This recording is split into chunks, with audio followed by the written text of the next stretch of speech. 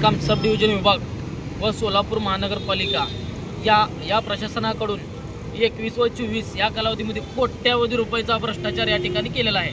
लोकशाहीर अण्णाभाऊ साठेंचे दलित वस्तीचे निधी होते ते प्रथमतः सर्वही दुसरीकडे वळवण्यात आलेले आहेत आणि बोगस बिल 21 आणि 22 मधले हे पूर्णतः महापालिका प्रशासनाने काढलेलं आहे। या ठेकेदारांना अधिकाऱ्यांशी संगनमत अधिकाऱ्यांना इंजिनियरची वरिष्ठ अधिकाऱ्यांपर्यंत असे यांचं पूर्णतः हा रॅकेटच या प्रशासनामध्ये चालू झालेला आहे।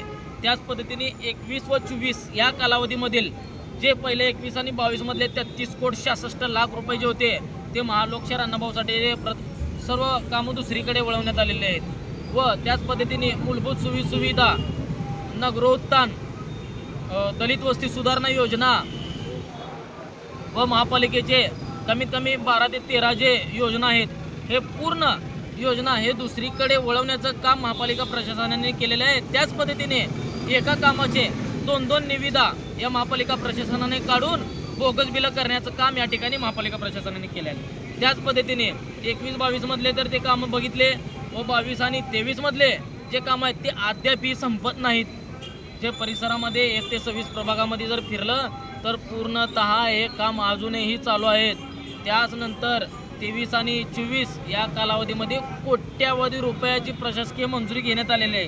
त्याच पद्धतीने 11 कोटी रुपये 1 कोटी रुपये 8 कोटी रुपये 1.5 कोटी रुपये 23 कोटी रुपये 60 लाख 66 लाख असं म्हणजे जेणेकरून 2 कोटी रुपयाच्या वरी प्रशासकीय मंजुरी या कालखंडामध्ये 23 आणि 24 मध्ये घेण्यात आलेले आहेत।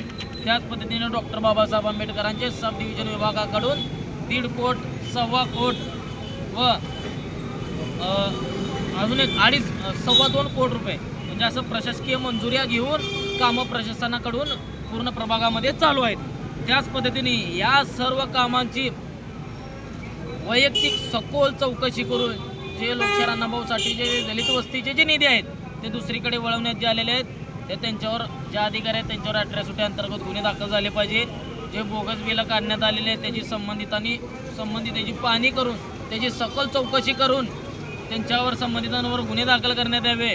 डॉक्टर बाबासाहेब आंबेडकरांचे जे कामं झालेले आहेत ते निकृष्ट दर्जाचे जे कामं झालेले आहेत तर त्याची पाहणी करावी आणि जे संबंधित आहेत त्यांच्यावर गुन्हे दाखल करून जे ठेकेदारांना जे बिलं देण्यात आले ते बिलं पूर्णतः वसूल करून नव्याने काम चालू करण्यात यावं।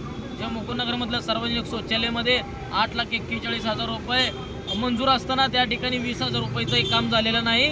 तेही काम पूर्णतः ठेकेदाराकडनं बिल वसूल करून नव्याने त्या ठिकाणी सार्वजनिक शौचालय बांधण्यात यावं। हे आमच्या सर्व मागण्या जर मान्य नाही झाल्या तर हे आमचं जोपर्यंत आमचं मागण्या मान्य होत नाहीत तोपर्यंत आमचं अवमूल्य उपोषण हे चालूच राहील असं मी प्रशासनाला इशारा देतो आणि या ठिकाणी थांबतो। धन्यवाद।